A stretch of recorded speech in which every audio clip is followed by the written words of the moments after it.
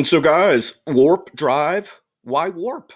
Welcome to Why is Warp so essential, so popular, so vital to Star Trek and to a lot of other science fiction franchises and productions. So, I would think, every good Trekker knows that warp drive is now, according to NASA and some of the top scientists, is theoretically possible. Now, let's really emphasize in bold theoretical. It's theoretically possible, but that's the wonder of warp drive. It works by creating a bubble around a starship that compresses space in front of it and expands behind it. And of course, this lets you go what? Faster than light. It's sort of shortening everything. It's like taking the ultimate shortcut. But what's, of course, wonderful is that real scientists at NASA and beyond are working on warp drives. They keep on giving theories and some practical solutions and advancements that, yes, warp drive will be possible one day. How long? How many other, decades or centuries probably? We don't know for sure, but all the top scientists say that warp drive will be possible one day. And if you look up what NASA is working on, here it says NASA researches warp drive, a hypothetical technology.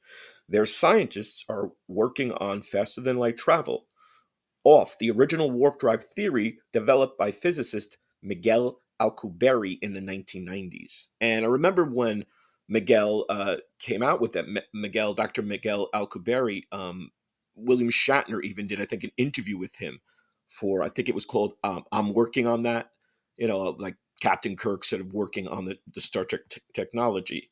So that idea to create a warp bubble that compresses space in front and expands behind it, again, is that ultimate shortcut. So, you look at all the many science fiction ways of traveling faster than light. In Star Trek, it's warp drive. In Star Wars, it's hyperspace. In Dune, I remember they call it folding space time, folding space. So, and in a way, it's similar. It's that shortcut, that folding of space, that compressing space. I don't pretend to understand even a, you know, 1% of it, half a percent, but it's again the ultimate shortcut. And I think, of course, any science fiction that doesn't allow faster than light, and of course most do, but if they don't, if they say, oh, we're going to do, like, say, a sleeper ship, in, for example, Alien, the Great Nostromo, it's a sleeper ship. So because it's the spacecraft, the Nostromo is too slow, it can't go faster than light. Maybe they do have it in the Alien, verse, so to speak, but the Nostromo certainly doesn't have it. But I'm saying any science fiction franchise that does not allow that, of course, isn't as dramatic, isn't as compelling.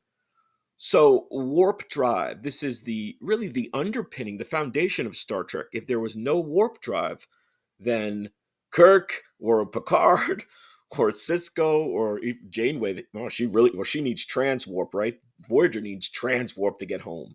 And there's another example of going more advanced. So you say, well, what's transwarp? Well, it's faster. It's just faster. Again, no one's quite sure if it would be, possible, because when you're going at thousands of times, millions of times the speed of light, if warp was possible, could you go many billions or trillions? There's probably a limit in one way, but maybe it's not. I'm not a scientist, just trying to go over warp drive for you guys. So what do you think? Is it possible? Will warp drive be possible? I'd love to hear from some scientists out there, science experts, certainly knowing more than I do. Will it be possible? And how far away will we get it?